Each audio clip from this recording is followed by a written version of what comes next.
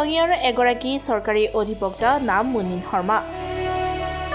এজন অধিবক্তা হোৱাৰ পিছতো মুনিন শৰ্মাই বিভিন্ন গল্প তথা কবিতা লিখি ইতিমধ্যেই পাঠক সমাজৰ মাজত যথেষ্ট সমাদৰ লাভ কৰিবলৈ সক্ষম হৈছে। এই যে আধা লিখা কবিতা কেতিয়ানো পূৰ্ণাংগ হ'ব? চৰাই যাক দেখোঁ উৰি উৰি গুচি। অলপতে ৰঙিয়া মৰাণজানত হৈ যোৱা ৯৩ সংখ্যক শ্ৰীমন্ত শংকৰদেৱ সংঘৰ অধিৱেশনত ৰাজ্যৰ মুখ্যমন্ত্ৰী হিমন্ত বিশ্ব শৰ্মাৰ দ্বাৰা উন্মোচিত ৰূপহী ৰঙিয়া নামৰ গ্ৰন্থখনত সবিস্তাৰে প্ৰকাশ পাইছিল মুনিন শৰ্মাৰ দ্বাৰা ৰচিত কবিতা চিৰ জাগ্ৰত কবিতা। কালৰ গতিত সময়ে দৌৰি দৌৰি পলাই যায়। ইতিমধ্যেই তেওঁৰ ৰচিত এই কবিতাটিয়ে যথেষ্ট সমাদৰ লাভ কৰিবলৈ সক্ষম হৈছে পাঠক সমাজৰ মাজত। কবি মুনিন শৰ্মাৰ পিতৃ প্ৰয়াত কনক শৰ্মা আছিল নাট্যকাৰ, অভিনেতা, কবি তথা এজন সুচিকিৎসক। আনহাতে জ্যেষ্ঠ ভাতৃ প্ৰয়াত দীনেশ দেৱ শৰ্মা আছিল অভিনেতা তথা এজন চৰকাৰী চাকৰিয়াল। পিতৃ আৰু জ্যেষ্ঠ ভাতৃক অনুসৰণ কৰিয়েই অধিবক্তা তথা কবি মুনিন শৰ্মাই গল্প তথা কবিতাৰ ওপৰত চলাই গৈছে ধাৰাবাহিকভাৱে অধ্যয়ন।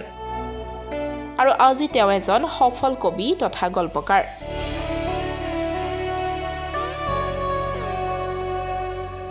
ইতিমধ্যেই বহুতো কবিতা তথা গল্প তেওঁ লিখি উলিয়াইছে। আনহাতে নাটক তথা অভিনয়ৰ ক্ষেত্ৰখনতো তেওঁৰ আছে যথেষ্ট অৱদান। ইতিমধ্যেই বহুকেইখন চুটি ছবিত তেওঁ অভিনয় কৰি দৰ্শকৰ যথেষ্ট সমাদৰ লাভ কৰিবলৈ সক্ষম হৈছে।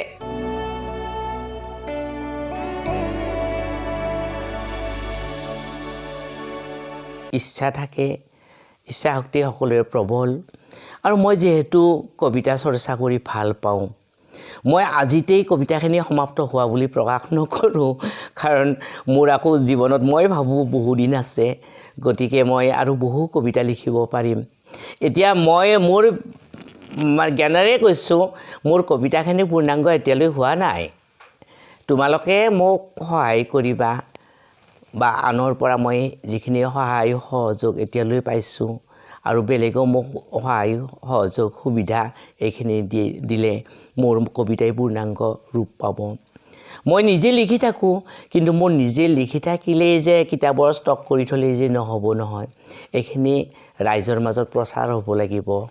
গতিকে এতিয়ালৈতো আৰু ফেচবুকত কিছু প্ৰচাৰ হৈ গৈছে, কবিতা পুথি লিখিছিলোঁ ক'ৰবাত বা গ্ৰন্থত ক'ৰবাত দিছোঁ হৈছে, কিন্তু ইমানটো আৰু কবিতাখিনি পাব্লিছ এটা হৈ যোৱা নাই, কাৰণ মইতো এটা কিবা চৰকাৰী অধিবক্তা হ'লেও কিবা কিবি কৰি আছোঁ, দিনটোতো সেইবিলাক কৰিব নোৱাৰোঁ, ৰাতিয়ে মানে সময় পালে এইখিনি লিখা পঢ়া কৰোঁ।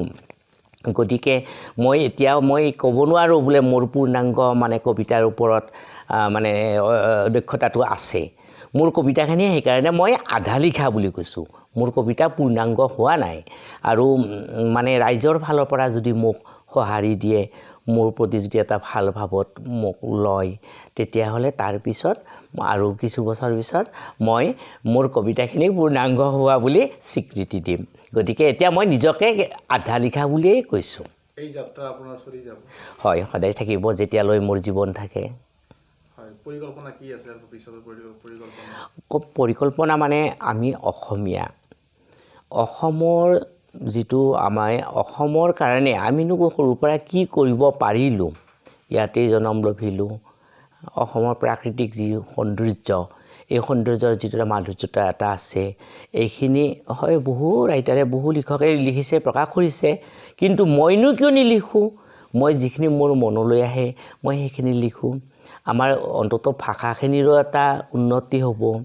যেনেকৈ মানুহে কয় সাহিত্যই জাতিৰ দাপোন স্বৰূপ।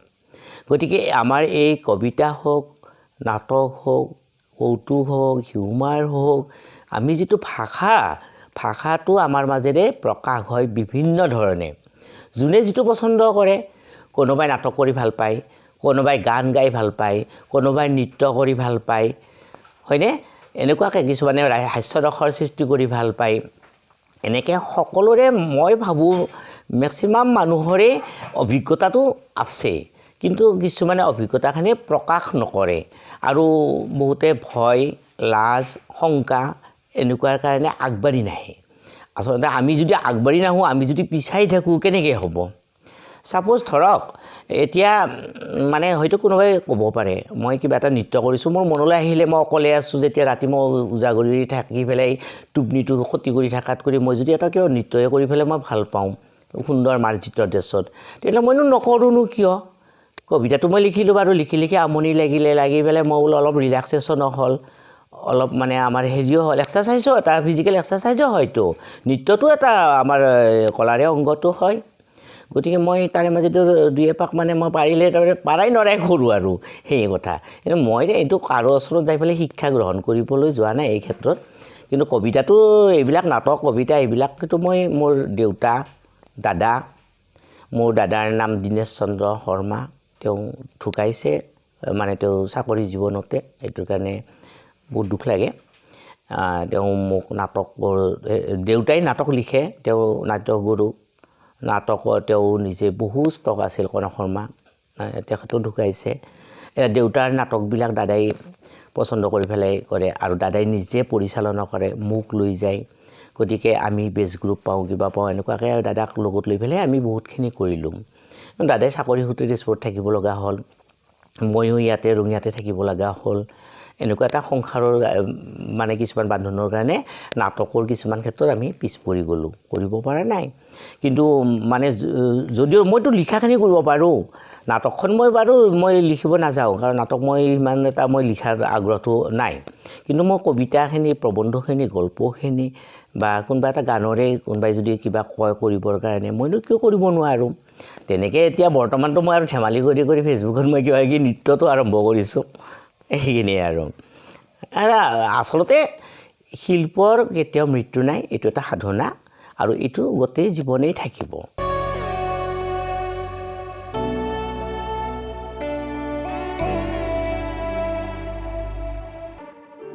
ৰঙিয়াৰ পৰা হেমেন কলিতাৰ ৰিপৰ্ট, ডেম'ক্ৰেটিক আছাম।